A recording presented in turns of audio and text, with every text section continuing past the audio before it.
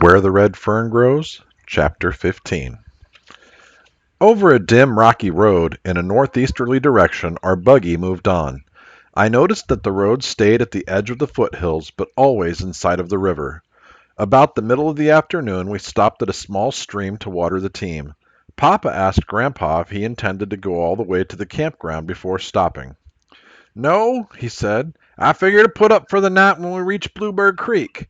With a good early start in the morning, we can make the campgrounds in plenty of time to pitch our tent and set up camp." Late that evening, we reached Bluebird Creek. We didn't set up our tent. With a tarp, we made a lean-to and built a large fire out in front of it.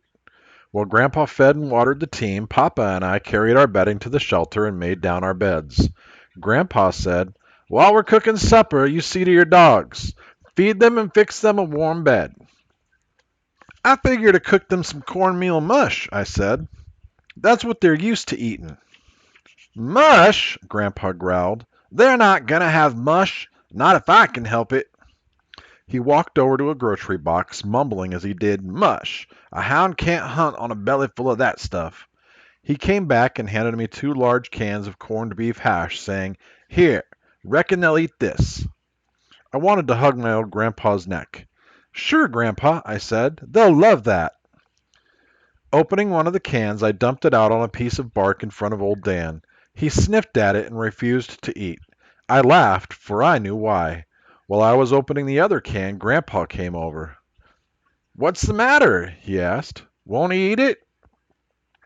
"Sure, Grandpa," I said. "He'll eat, but not before little Ann gets her share." With the second can opened, I fed her on another piece of bark. Both of them started eating at the same time. With an astonished look on his face, Grandpa exclaimed, "Well, I'll be darned! I never saw anything like that. Why, I never saw a hound that wouldn't eat. Did you train them to do that?" "No, Grandpa," I said. "They've always been that way. They won't take anything away from each other, and everything they do it as one." Papa had overheard our conversation. He said, "You think that's strange? You should have seen what I saw one day. One of the girls threw 2 cold biscuits out in the backyard to old Dan. He stood and looked at them for a bit. Then, picking up both of them in his mouth, he trotted around the house. I followed just to see what he was going to do. He walked up in front of the doghouse, laid them down, and growled. Not like he was mad. It was a strange kind of growl. Little Ann came out of the doghouse, and each of them ate a biscuit. Now, I saw this with my own eyes. Believe me, those dogs are close to each other. Real close." After Papa had stopped talking, silence settled over the camp. Grandpa stood staring at my dogs. In a slow voice, as if he were picking his words, he said, "You know, I've always felt like there was something strange about those dogs.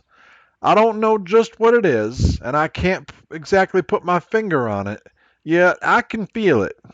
Maybe it's just my imagination. I don't rightly know." Turning to my father, he said, "Did you ever notice the way they watch this boy? They see every move he makes." Papa said, "Yes, I've noticed a lot of things they've done. In fact, I could tell you a few that you would never believe. But right now, here's something you had better believe. Supper is ready." While I was helping myself to hot Dutch oven cornbread, fried potatoes, and fresh side meat, Grandpa poured the coffee. Instead of the 2 cups I expected to see, he set out 3 and filled them to the brim with the strong black liquid. I had never been allowed to drink coffee at home and didn't exactly know what to do. I glanced at Papa. He seemed too busy with his eating to pay any attention to me. Taking the bull by the horns, I reached over and ran my finger through the cup's handle. I held my breath as I walked over and sat down by a post oak stump. Nothing was said. Grandpa and Papa paid no attention to what I did. My head swelled up as big as a number 4 wash tub. I thought, I'm not only big enough to help Papa with the farm, now I'm big enough to drink coffee. With supper over and the dishes washed, Grandpa said, "Well, we'd better turn in as I want to get an early start in the morning." Long after Grandpa and Papa had fallen asleep, I lay thinking of the big hunt. My thoughts were interrupted when the wonders of nightlife began to stir in the silence around us. From a ridge on our right, a red fox started barking. He was curious and, in his small way, challenging the intruders that had dared to stop in his wild domain. Far back in the flinty hills, the monotonous call of a hoot owl floated down in the silent night. It was the mating call, and was answered from a distant mountain. I could hear the stamping feet of our horses and the grinding, crunching noise made by their strong teeth as they ate the hard yellow kernels of corn in their feed boxes. A nighthawk screamed as he winged his way through the starlit night. An eerie screech from a tree close by made shivers run up and down my spine. It was a screech owl. I didn't like to hear the small owl, for there was a superstition in the mountains concerning them. It was said if you heard one owl it meant nothing at all, but if you heard more than one it meant bad luck. I lay and listened to the eerie twittering sound. It was coming from the left of our camp. The creepy noise stopped, and for several moments there was silence. When next I heard the cry, it was coming from the right. I sat up in alarm. Had I heard two owls? My movement had awakened Grandpa. In a sleepy voice he asked, "What's the matter? Can't you sleep? What are you sitting up like that for?" "Grandpa, I heard two screech owls," I said. Grunting and mumbling, he sat up. Rubbing the sleep from his eyes, he said, "You heard two screech owls. Why, that's nothing. I've heard two—" "Oh, I see. You're thinking of the bad luck superstition. There's nothing to that. Nothing at all. Now you lie down and go to sleep. Tomorrow's going to be a big day." I tried hard to fall asleep, but couldn't. I couldn't get the owls out of my mind. Had I really heard two? Were we going to have bad luck? Surely nothing bad could happen, not on such a wonderful hunt. I found peace in my mind by telling myself that the owl had changed trees. Yes, that was it. He had simply flown from one tree to another. The next morning, while having breakfast, Grandpa started kidding me about the screech owls. "I wish you could have caught one of those owls last night," he said. "We could have boiled them in our coffee pot. I've heard there's nothing like strong hoot owl coffee." "It wasn't a hoot owl, Grandpa," I said. "It was a screech owl. I don't know for sure if I heard one or two. It could have just been one." Pointing to a small red oak, I said, "I think the first time I heard him he was over there. The next time it was over in that direction. Maybe he changed trees. I sure hope so." Grandpa saw I was bothered. "You don't believe that hogwash superstition, do you? Bad luck. Bah, there's nothing to it." Papa laughed and said, "These mountains are full of that jinx stuff. If a man believed it all, he'd go crazy." The encouraging words from Papa and Grandpa helped some, but there was still some doubt. It's hard for a young boy to completely forget things like that. Breakfast over and our gear stowed back in the buggy, we left Bluebird Creek. On that day, Grandpa drove a little faster than he had on the previous one. I was glad of this, for I was anxious to reach the campground. About noon, he stopped the team. I heard him ask Papa, "Is this Black Fox Hollow?" "No," Papa said. "This is Waterfall. Black Fox is the next one over. Why?" "Well," Grandpa said, "there's supposed to be a white flag in the mouth of Black Fox. That's where we leave the road. The camp is in the river bottoms."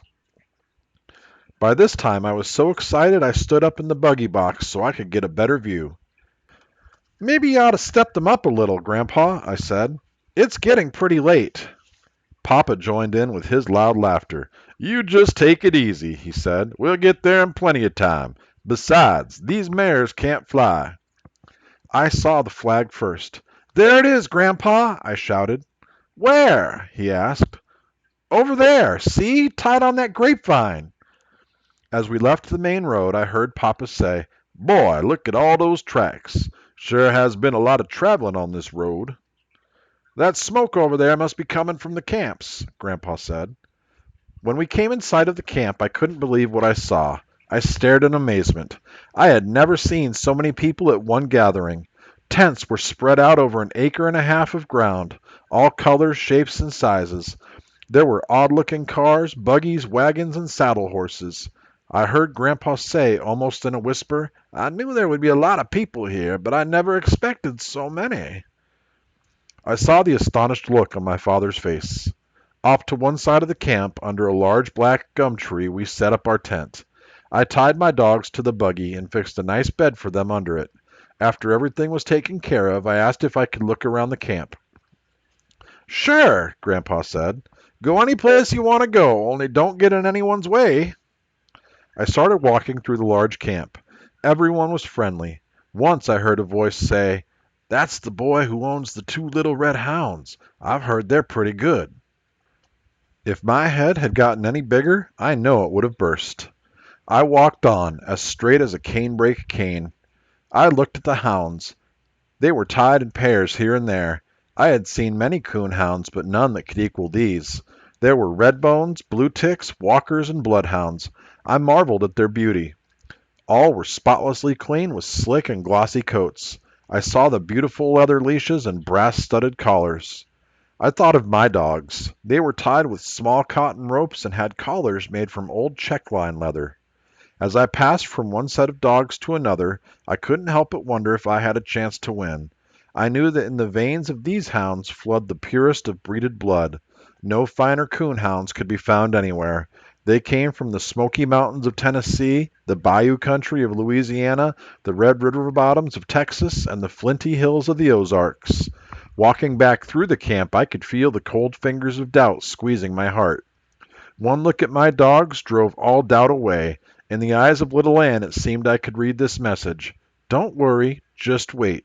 We'll show them." That night Grandpa said, "Tomorrow they'll have a contest for the best looking hound. Which one are you going to enter?"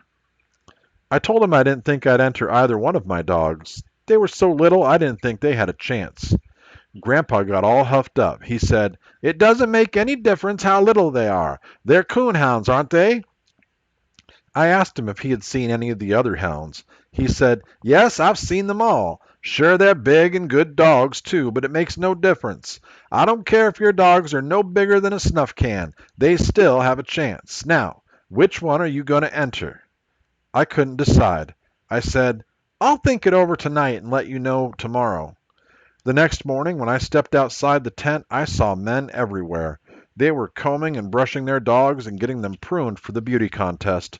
Beautiful combs and brushes were used to brush expensive oils into their glossy hair. Going over to my dogs, I stood and looked at them.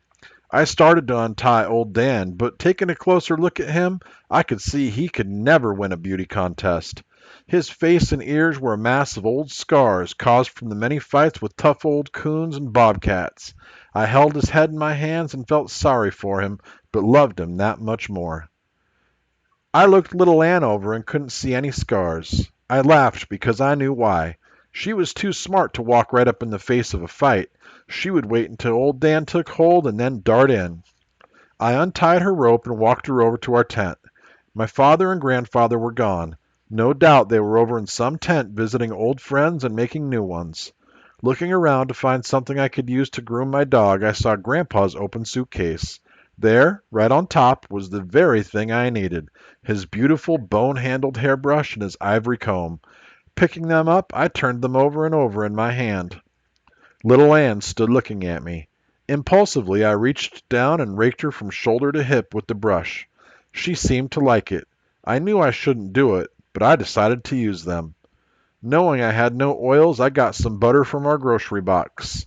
With the homemade butter and Grandpa's hair set, I brushed her until she shone. All the time I was grooming her, she tried to lick the butter from my hands. The job completed, I stepped back and inspected her. I was surprised at the change. Her short red hair glistened and every one was in perfect place. Shaking my finger at her, I said, "If you lay down and roll, I'll wear you out," although I knew I wouldn't.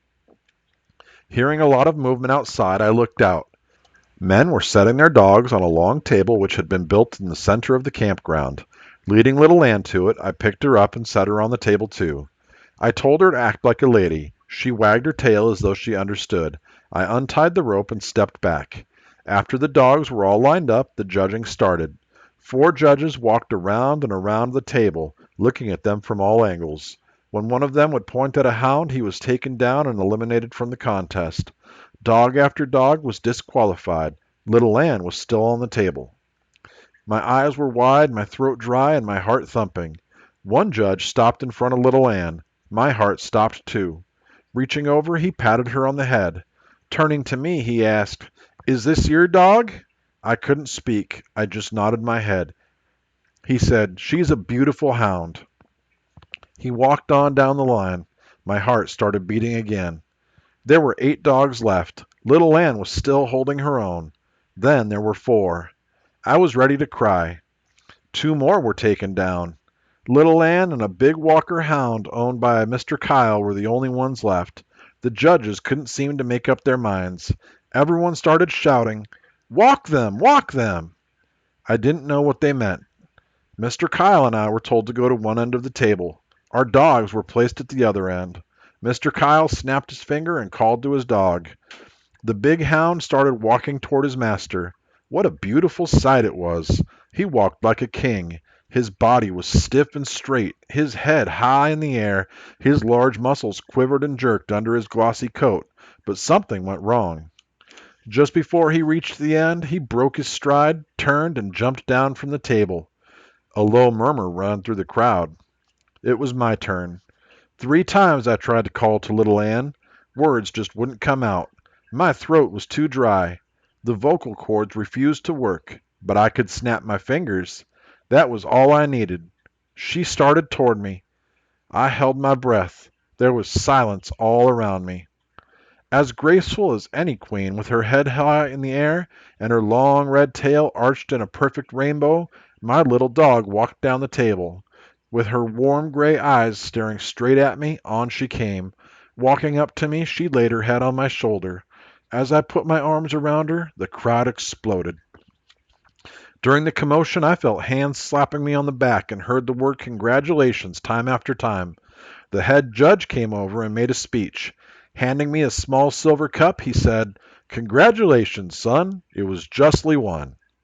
The tears came rolling. I gathered my dog up in my arms and walked to our tent. Grandpa followed, proudly carrying the cup. That evening the head judge stepped up on the table. He had a small box in his hand. He shouted, "Over here, men! I have some announcements to make." We all gathered around. In a loud voice, he said, "Gentlemen, the contest will start tonight. I'm sure most of you have been in these hunts before. For those of you who haven't, I will explain the rules. Each night, 5 sets of dogs will be taken out to hunt. A judge will go along with each pair of hounds. Every morning, the judges will turn in that night's catch. The 2 hounds that tree the most coons will qualify for the championship runoff. The other 4 sets will be eliminated from the hunt. Of course, if there's a tie, both sets will qualify. On the following nights, only those hounds tying the first night's score or getting more will be in the runoff. Now, gentlemen, this hunt must be carried out in a sportsmanlike way. If the coon is treed where he can't be caught, such as in a bluff, it will not be counted. You must catch the coon, skin it, and turn the hide over to your judge. You are allowed to take an axe, a lantern, and a gun with bird shot, which you can use to get a coon out of a tree. 25 sets of hounds have been entered in the hunt. In this box I have 25 cards.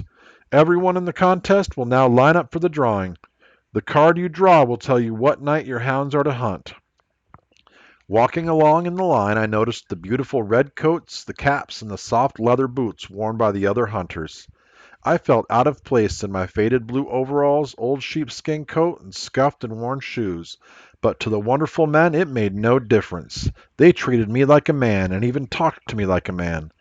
When it came my time to draw, my hand was shaking so hard I could hardly get it in the box. Pulling the card out, I saw I had drawn the 4th night. After the hunters had left, we stood around our campfire sipping strong black coffee and listening to the baying of the hounds. Time after time we heard the tree bark. Once 2 hounds came close to the camp, hot on a trail. We listened to their steady bawling. All at once they stopped. After several minutes of waiting, a hunter said, "You know what? That old coon took to the river and in some way has fooled those dogs." Another one said, "Yes, sir, he sure has." A friendly hunter looked at me and asked, "Do you think he could have fooled your dogs?" Thinking his question over, I said, "You know, sometimes when I am hunting away back in the mountains or down on the river, I sing a little song I made up myself.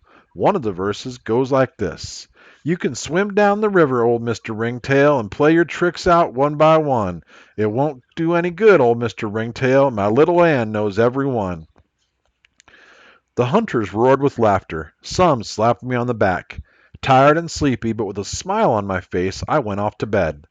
The next morning, 2 blue-tick hounds from the Smoky Mountains of Tennessee came out in the lead with 3 big coons to their credit. The other 4 sets were eliminated. The following morning, all 5 sets of dogs were eliminated. None had even tied the blue ticks, although 2 sets had gotten 2 coons, and one of those had treed a third one in a bluff. That day, while eating dinner, my grandfather asked me if my dogs had ever treed 3 coons in one night. I said, yes, 4 different times, but that's all. Where do you think we should hunt on our night? Papa asked. I told him if we could get our judges to go with us in the buggy, we would be better off if we could go far downriver and get out of the range where other dogs had hunted. He said, that's a good idea. I'll go see the judges about it. While I was washing the dishes, Grandpa said, I think I'll shave. I should have left the tent then, but I wasn't done with my dishwashing. With a pin, Grandpa hung a small mirror on the tent wall. After much snorting, mumbling, and screwing of his face this way and that, the job was completed.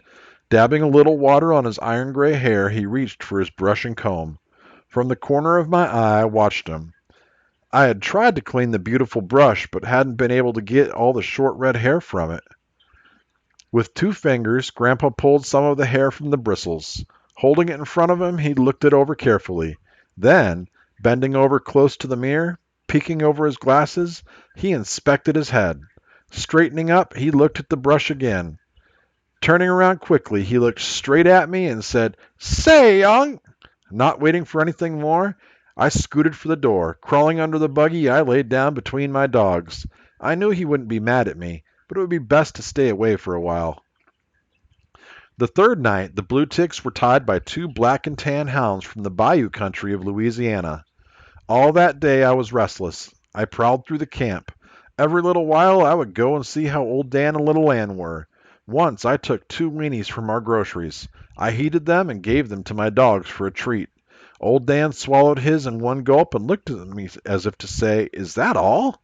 Little Ann ate hers in a ladylike way. I could have sworn I saw a small grin on her face. Grandpa was hopping around like a grasshopper, going here and there. Once, passing a tent, I heard his voice. I knew he was bragging about my dogs. I smiled to myself. Another hunter stopped me and asked, Is it true that your hounds have treed 6 coons in one night? 3 up in one tree? Or is that old man just blowing off steam? I told him my grandfather had a little steam, but he was the best grandpa a boy ever had. He patted me on the head, turned, and walked away laughing.